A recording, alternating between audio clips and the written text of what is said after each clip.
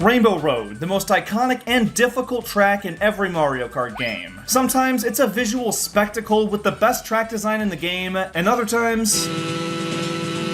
That's why today we're looking at every iteration of Rainbow Road and ranking them from worthless to elite. Super Mario Kart isn't exactly known for having the best track design. Obviously, it's on the weakest hardware of any of these games, so there wasn't as much they could do, but that doesn't make the selection any less lackluster. On the bright side though, Rainbow Road does highlight the lineup, offering the most unique aesthetic and interesting layout. It was a different time. It does hold up as one of the most challenging though. The game's clunky controls mixed with no guardrails, thin roads, and thwomps, there's a learning curve for sure. Compared to other tracks in this game, it's peak, and maybe it's not fair to hold it the same standard as the newer ones, but even when it's brought back and remade, it doesn't hold a candle to these others. Worthless, or just okay. Mario Kart 64 may have the best Rainbow Road music, and the vibes are absolutely on point, but the track layout is terrible. First off, it's 3 laps long, and each one takes upwards of 2 minutes, and those 120 seconds aren't full of tight turns and stage hazards. No, half of it's straightaways, and the other half's insanely gradual turns. There's just no gameplay here, and sure, the light show's nice with all the different characters, but it's an absolute snooze fest. Worthless. Super Circuit's at a disadvantage in terms of hardware, but it certainly makes the most of it. It somehow looks the best so far, and little details like the Bowser Castle in the background and the tiny stars that fall onto the track go a long way in building the atmosphere. It also goes back to being incredibly tough, with the abundance of really nice feeling turns, boost panels, and jumps, which makes it feel fast-paced through and through, and it definitely keeps you on your toes. Overall, it's somehow the best one yet, but compared to some later iterations, it's not quite peak, so mid-tier feels right. Double Dash's Rainbow Road captures the same atmosphere as the N64 version, but does basically everything better. The road's wavier and has a glossy texture, the music works in similar melodies that sound amazing, there's way more boost pads to up the speed, and the character light show was replaced with these 3D rainbowy items, which fits the namesake much better. The world building was also vastly improved. You can see a city way down below, the starry night sky is beautiful, and the spectacle moment where you're launched up to the top gives you a second to take it all in and realize the full scale of this track. This feels way more like a grand finale than any of the previous versions, and it ups the difficulty once again with some super tight turns and plenty of places to fall off. It outdoes all the previous Rainbow Roads, but it's gonna keep going up from here, so it's gotta be on the same tier as Super Circuit. Mario Kart DS's take on the colorful street feels pretty similar to the previous two, but has one major innovation to make it stand out: the first zero-gravity segment. Kinda. It's not like Mario Kart 8's or anything, but it does feature 2 loop-de-loops that let you drive upside down for a brief moment and give you a whole new perspective of the track. And it's the only course in the game to do this, so it makes it feel extra special. Outside of that though, it's a pretty run-of-the-mill Rainbow Road. It looks like a watered-down version of Double Dash's and plays pretty similar too, so I'll place it in the same tier.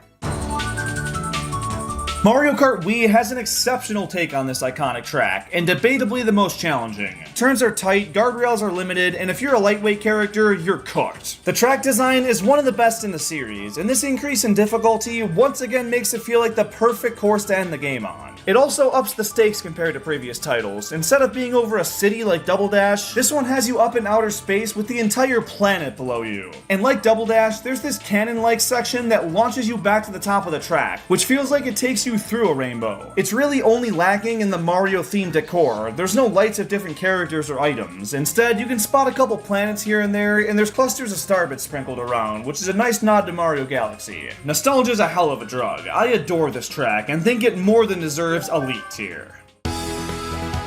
Mario Kart 7's Rainbow Road is considered by many to be the best of the best. What do I think? Well, that assessment's pretty spot on. It shakes up the formula more so than any other game, making the generic Rainbow Road into a full-on adventure through space. All 3 laps are completely distinct, and it allows the race to cover so much more ground. You're gliding through the stars, boosting on the rings of Saturn, and tricking off moon craters. It's sick. The only real downside is the lack of shortcuts. There's one at the very end of the race on the original Mario Kart 7 version, which feels pretty great to pull off, but they cut it from the 8 Deluxe remake, and it leaves the track without a single shortcut, which certainly hurts the replay value. Still, it feels great to play, even if it's a bit easier than I'd like, and there's no tier besides Elite to lock it into.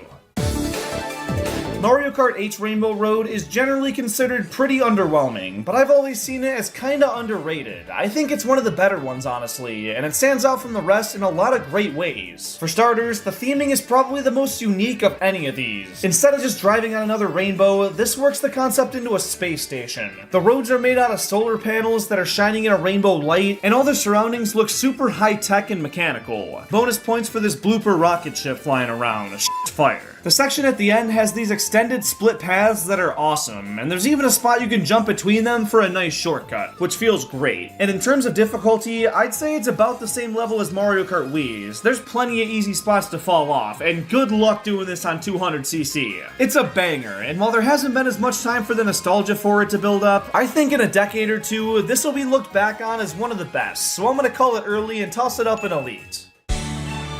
I'm gonna try my best to put recency bias to the side when I talk about Mario Kart World's Rainbow Road, but oh my god is it good. I know I shouldn't give visuals too much weight, but guys, this looks gorgeous. The tiles along the road look like gems, and they shimmer in all different vivid colors that make for literal eye candy. The road itself is easily the nicest to look at, and in terms of layout, it follows in Mario Kart 7's footsteps in making each lap different, and goes the extra mile to add a fourth lap. The first one starts out pretty normal feeling, but after it transitions to the second, you glide over these clouds to reveal a complete 180 tone. This chill crystal cavern feeling section that takes you along a floating river. It's a vibe and a half. And once you get back onto the Rainbow Road itself, it's sporting a cooler color scheme, you see a flying train to reference the N64 version, and the paths split again to let you hop between them. And then there's another surprise in store with a space station that appears from beyond the clouds and has this nice looking thwomp section, and that once again gets topped when you start gliding to a heart-shaped cluster of rainbowy goodness. It constantly finds the need to keep one-upping itself and surprising the player in fun ways, which makes it a treat to play. So of course I'm capping things off with one last Elite tier.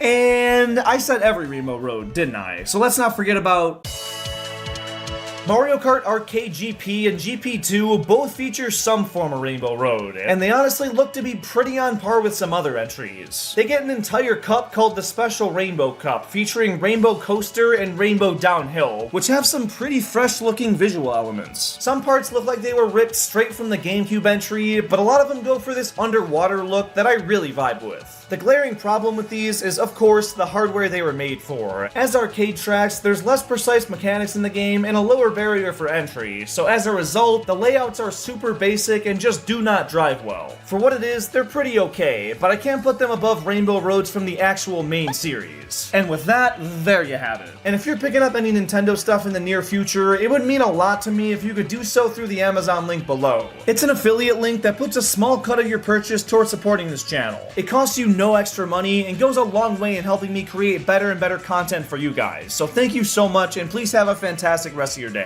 I'll see you later.